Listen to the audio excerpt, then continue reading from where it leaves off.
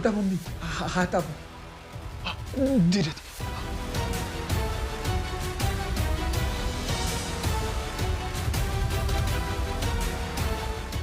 મમ્મીજી તમને કઈ થયું તો નથી ને?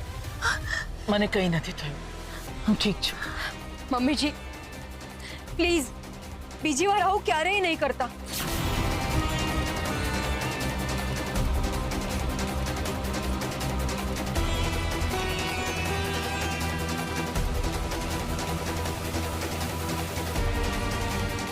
થોડી વાર માટે તો મને એમ લાગ્યું હતું કે મારી બનાવેલી બાજી બગડી જશે.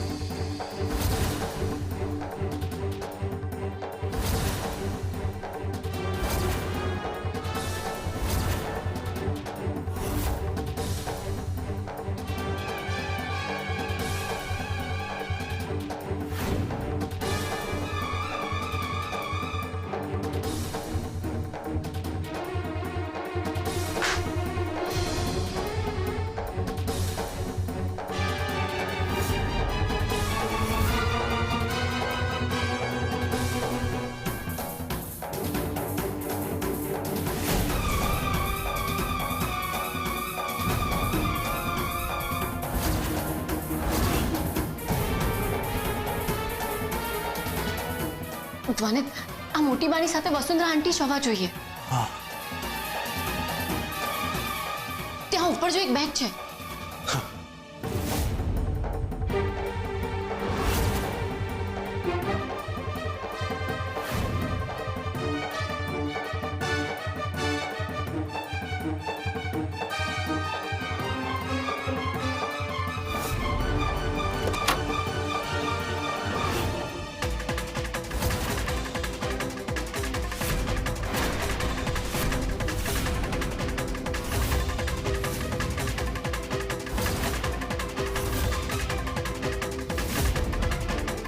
કેમ શું થયું?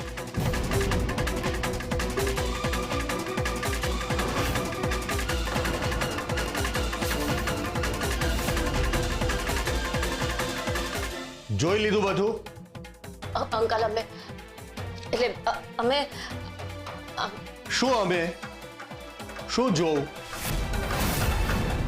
આમ કોઈના ઘરે ઘૂસી જવાય? Sir, we're extremely sorry. We are really sorry. Uncle, તમે અમારી લાસ્ટ હોપ છો.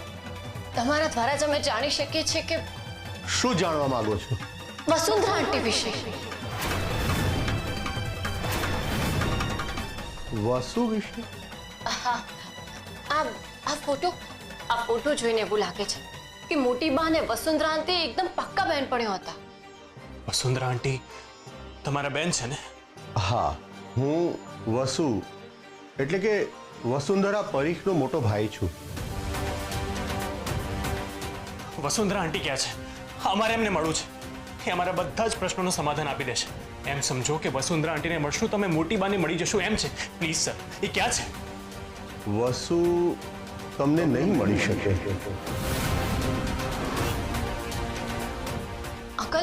અંકલ પ્લીઝ આવું ના કહેશો. તમારા મોટી બા માટે વસુંધરા આંટીનું મળવું બહુ જ જરૂરી છે. પ્લીઝ અંકલ, અમે તમારા ઘરમાં ઘૂસીને આવ્યા અને તમે એનાથી ગુસ્સે છો. અમે તમને સોરી કહીએ છીએ, અમે માફી માંગીએ છીએ, પણ પ્લીઝ વસુંધરા આંટીનું અમારી સાથે મળવું બહુ જરૂરી છે, બહુ જ. મેં તમને કહ્યું ને, એ તમને મળી શકે એમ નથી. અંકલ પ્લીઝ આવું ના બોલો. વાતની ગંભીરતાને સમજો. આ એક વાત અમારા આખા પરિવારને જોડી શકે એમ છે. અમને અમારી ઓળખ પાછી અપાવી શકે એમ છે. અને આ ખાલી વસુંધરા આંટી જ કરી શકે એમ છે. Please uncle, please. અરે, એ તમને ત્યારે મળી શકે ને જ્યારે એ આ દુનિયામાં હોય. વસુંધરા પરીખ તો ગુજરી ગયા છે.